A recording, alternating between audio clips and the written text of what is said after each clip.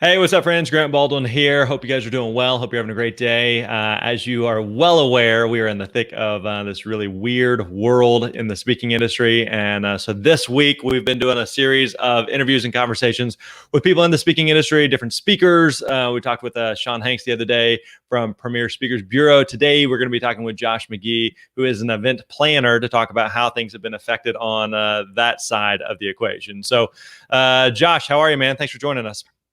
I'm doing great this morning. Thanks, Grant. I appreciate you having me again. I think we were just about to enter summer last time we talked It on the seems like just a podcast. more peaceful time, whenever whenever Yeah, last it time we talked was. there. And I remember referring to some of the events then Yeah, that we are canceling now. I mean, we were already talking about a 2020 cycle, and here we are. So yeah. I appreciate you keeping everybody up to speed on what's going on in the Speaker Lab audience and network. So glad to be here again. Yeah, so first of all, why don't you give us kind of some context here of over the course of a year, how many events are you typically working on, and how many have you had directly impacted by all of this so far? Yeah, so we have about over a dozen national events at NRECA, which is the National Rural Electric Cooperative Association.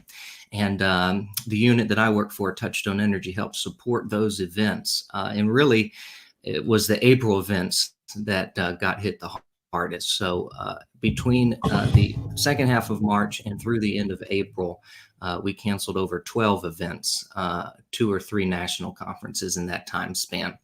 And so that affected about 3,000 attendees or so.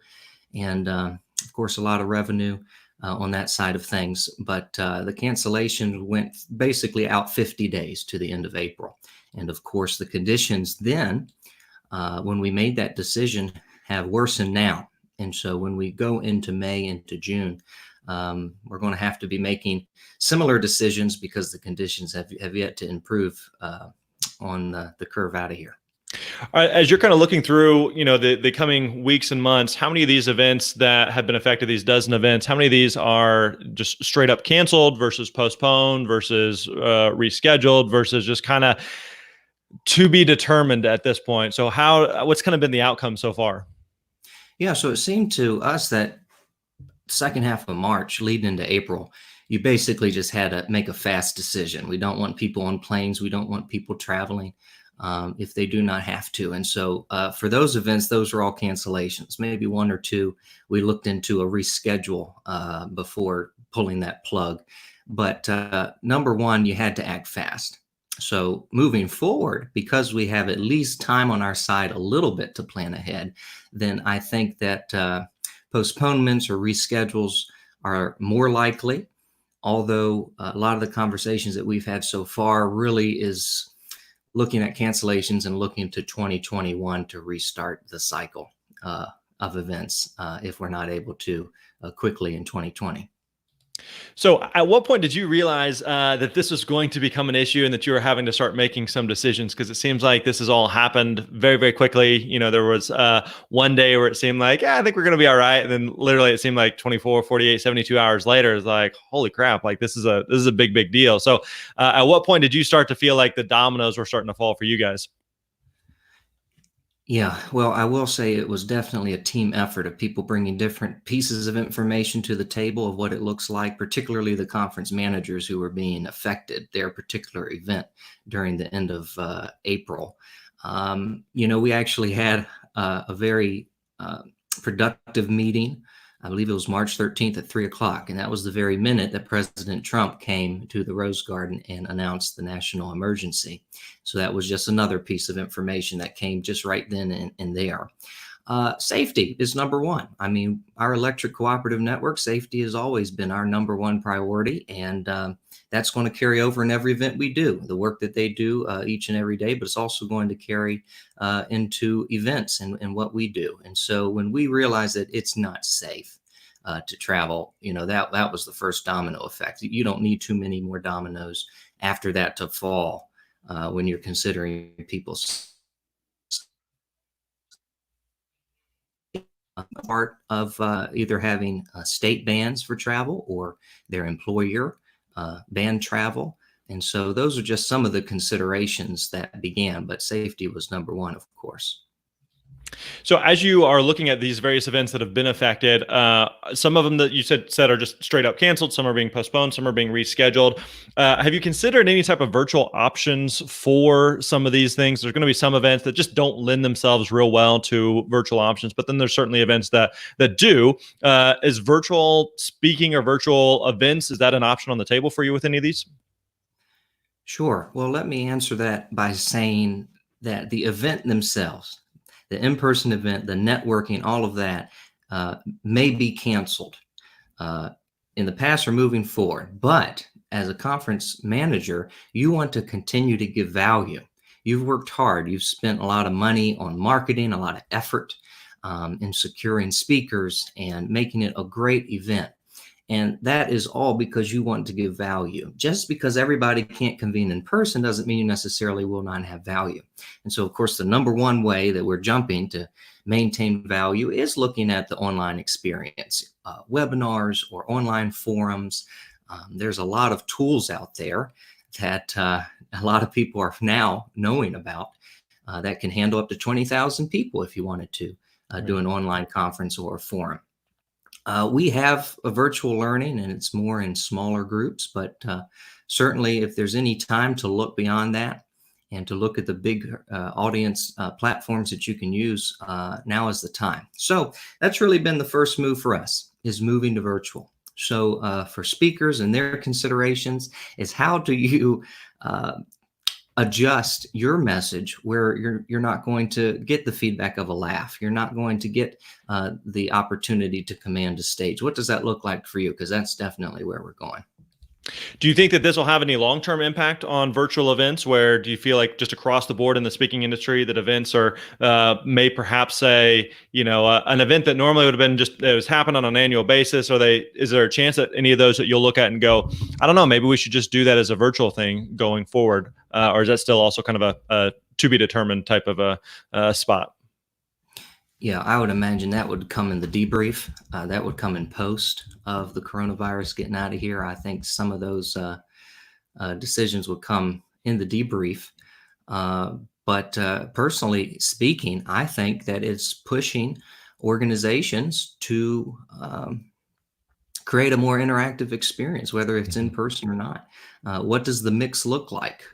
One goal that many conference managers have, certainly my peers, is how do we continue education throughout the year between those annual events? It's great to look forward to an annual event and see friends that you've seen for many years and hear content from some of your favorite speakers. But how do you stay connected throughout the year? I think that the virtual learning is going to really unlock that opportunity so that when you do come together as an in-person event, networking can really take its place in content you may have heard throughout the year, and there you can apply conversations to it. So I think it's a positive in post. Right now it's just difficult for a lot of the registrants who look forward to events, a lot of the conference managers who bled and tears for these events, but not all is lost. Like I said, we have a goal to continue to add value to those registrants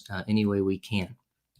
So right now it is Friday, March the 27th. Looking ahead, what's the soonest event that you do have that as of now, as this moment, obviously a ton can change even over the weekend, but as of now is planning on moving forward? And how are you thinking about, what the decision timeline is on some of those events that are still scheduled in the coming, months as to whether or not they're going to be affected? Yeah, so we went 50 days out. Right now, we're about 45 days out of our next event, and the next decision point will be what that mid-May event will do. Will it be canceled or not? In the meantime, we're already looking at opportunities. How can we add value in the meantime through either recordings or webinars? There has been some bandwidth issues. Everybody going to live streaming and webinar virtual learning. So there has been some bandwidth issues. So we're looking into recording as well, recording content, sending that out to be more self-service. And so some of those are certainly already taking place. Utilize the speakers that we contracted. Do we push them off to 2021 to maintain the value relationship that we have, or do we use them in a virtual platform. I think that's a one-on-one case and decision point. But right now we're about 45 days out, and we won't be getting much closer without making those decisions. Very good. What for the various events that you do have that have been affected by this, obviously, like you said, you have a lot of speakers that have been contracted that were supposed to be doing events, and events that are either been canceled or kind of up in the air or rescheduled, or still to be determined. Is there anything that from your perspective as an event planner that speakers should or shouldn't be doing right now that can really be a benefit to you, or can really burn a bridge with you? Because this is obviously kind of a sensitive time for everyone. But one of the things we've been telling speakers all the time is that the interactions that they have with event planners right now, such as yourself, can really have long-term implications as far as event planners that say that speaker was really, really good to work with in times of crisis, or they're flexible, or they're great. So therefore, I want to work with them more and more in the future, versus like they were a huge pain in the butt. I know that they were hurting, but they didn't have a lot of compassion or consideration for what we were going through on the event side. So is there any like do's and don'ts that you would recommend for speakers during this time? Well, I can recommend a do, and that is actually coming from one of my friends, Eric Ream, which is, Grant, how you and I got connected. Eric had a few in-person events in April, and they were canceled. And so he reached out to us, and he created an abstract for a 60-minute webinar. The workshop that I believe he was going to perform was several hours. But because it was canceled, he was proactive. He sent me and my colleague Scott a abstract of a 60-minute webinar, and he put an immediate price to it. We were able to consider all elements of holding this webinar, and I think that we agreed to it within that day. At the end of that day, we had already planned a date. And so proactive on a speaker's part, I think, will go a long way of how can you adjust and propose something different. Now, we'll retain the event that was canceled and hope to reschedule later in the year. But what happened is we were able to create value right here and right now, and then also plan for the future of what that in-person event will look like. And so that was a mutual benefit to the speaker, to the corporation as well. And so that would be a do for sure. A don't is, I know it's very difficult in this time not to try to get new business, but I've gotten several sales calls and sales emails about the fall events. And would you hire me for those fall events? And I just can't think about those things, or, we certainly are in a stall period right now with that. And so I would say that's a don't, and create value here in the now, not so much new business for the future. So a couple questions on that. As far as like creating value right now, what would be some things that speakers could do to create value? Because it feels like this really kind of sensitive dance on both sides, right? Because recognizing, like you mentioned, reaching out to an event planner from a speaker's perspective, reaching out to an event planner to try to book something for the fall, depending on the time right now, it may be hit or miss. Although from a speaker's perspective, it seems like there are a lot of events that are still, as of now, still happening in the fall that need speakers. And so you're kind of messing with some current events that you've got, but then also thinking through like that event's coming and we got to be ready for it. And at some point we have to decide to book speakers. So how can a speaker kind of continue to maintain some conversation and maintain some of that, stay on your good side, so to speak, but at the same time recognize, like, at some point in the coming weeks or months, you're going to have to make a decision on fall events and finding speakers. So how does a speaker find that right balance of providing value without being a pain in the butt or annoying? Yeah, well, that's a good question, Grant. And I will tell you this, that I feel like I'm on the same team as the speakers. Yeah. I hope they feel the same way with event planners. We're on the same team as far as I'm concerned, which means that, I got to stay on your good side or your bad side. Yeah, there are things you can do to hurt relationships, but just bottom line, I feel that we're on the same team. And so I think that relationship will help make those decisions. If there's order of importance, I say if there's a way that you can offer value right now, I think is key as we maneuver these new waters, especially if you were contracted already. If you're a contracted speaker for an event that's already locked and loaded, and it looks like it's in the cancellation, some kind of alternative. Hey, what are you doing? This is what I've heard. is there a way that I can turn some of this information into bite-sized pieces? And we continue the conversation later on.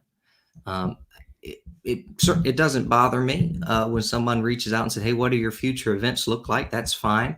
But partner with me now in this new water. Right. Let's not wait till the waters get smooth. Let's go through this together. I can assure you that those who hit home runs now will be talking about how to maneuver a crisis, particularly coronavirus in 2021. I bet every single national conference across this land will have some sort of crisis management, Right. professional development moving forward.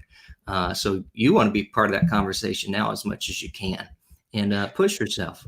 So whenever you mentioned that Eric came to you and said, hey, we were supposed to do this event, now it's not happening, and so here's a webinar idea, and it was more than just kind of, hey, what would you guys think about a webinar, but had like a really kind of fleshed out idea of here's how this would work for you guys. It sounded like that having more of a fleshed out thing really, really worked. What I'm curious about though is how much of that was well received because of your existing relationship with Eric, meaning that we were supposed to work with him, now we can't, and so therefore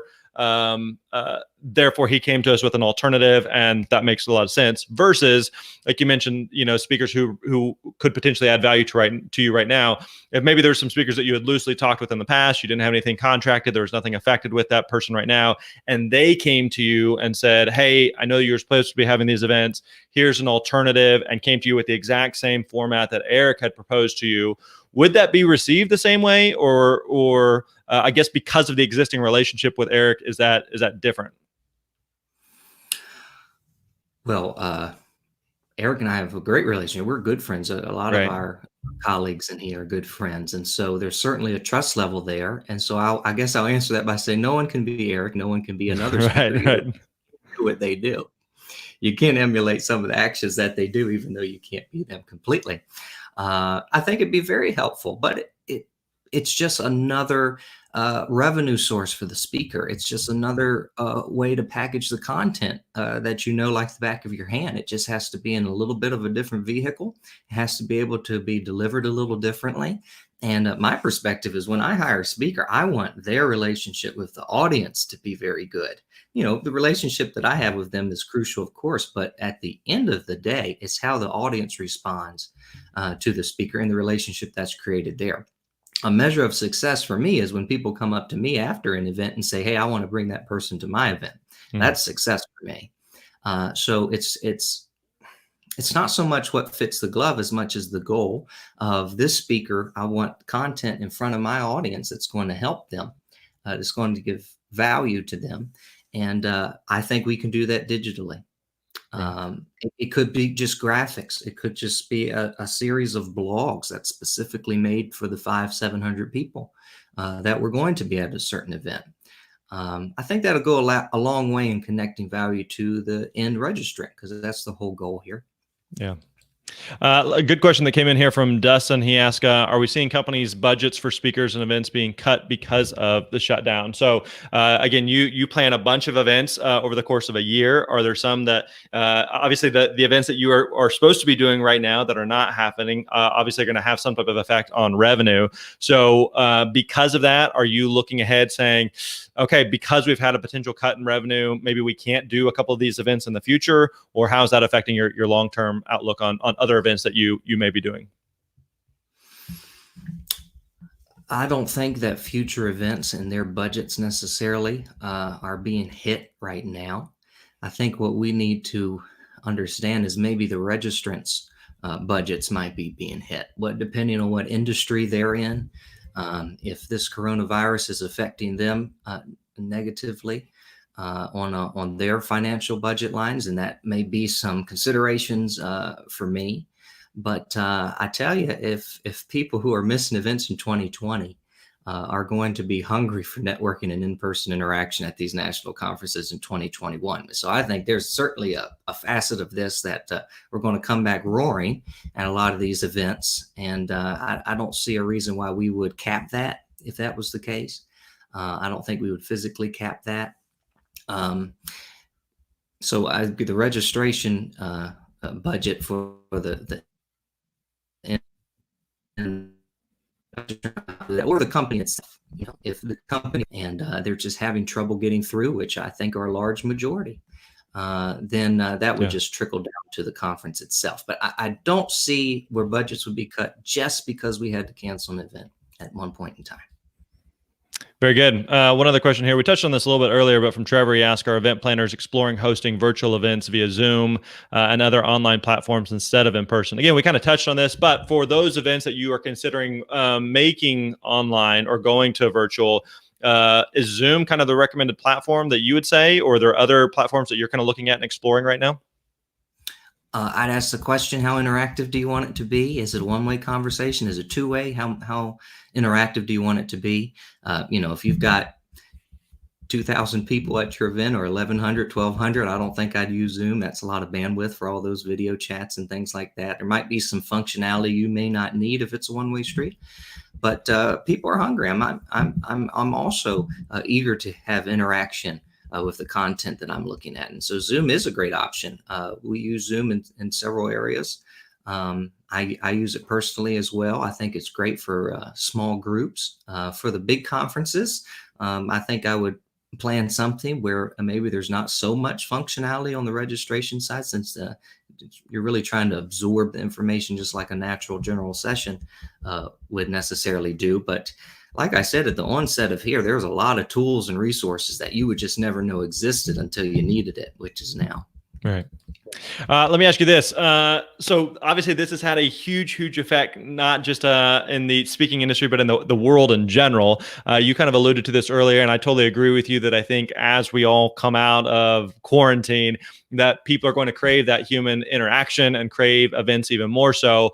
How do you see what has been happening right now? And again, nobody has the crystal ball to know how this is going to play out in the coming weeks and months.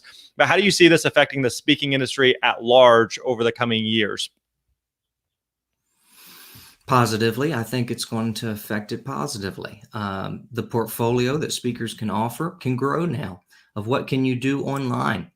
And so, let's say I ask somebody, what are you doing February 3rd? And they'll have to tell me, oh, I'm sorry, but I'm traveling back that afternoon from a February 2nd event. Mm-hmm. Well, if there's an online option, then, maybe we could consider that, and that wouldn't be lost business for the speaker. For an education manager, it's that continuous education throughout the year that this unlocks opportunities to have more focus groups. Travel has become very expensive. And so having focus groups that's in person, or having kind of auxiliary groups that meet in person all the time, does get costly, especially when you want those folks to also come to your national events. So I think it's going to positively help meeting and event planners. And I think it could create a new business line for speakers. There's just a few considerations that you need to make, which is, when we're hiring a speaker, we're looking for the stage presence. We're looking for how they can fill a room. And those are just different metrics. Those are different consideration points than necessarily a one-on-one online environment. And so there might need to be some adjustments that a speaker might need to make to talk more directly to somebody through the platform of their laptop or their iPad than necessarily to a large audience on a stage. Yeah, this is certainly a weird time, but I think that the good news is that the speaking industry is one that has been around for a long time. It will continue to be around for a long time. And again, like we were touching on, I think that people are going to crave that human interaction even more so in the future. So Josh, we appreciate the time. We know that you're busy right now, and keep your head up. If there's anything you need, let us know. Thanks, Grant. I appreciate it.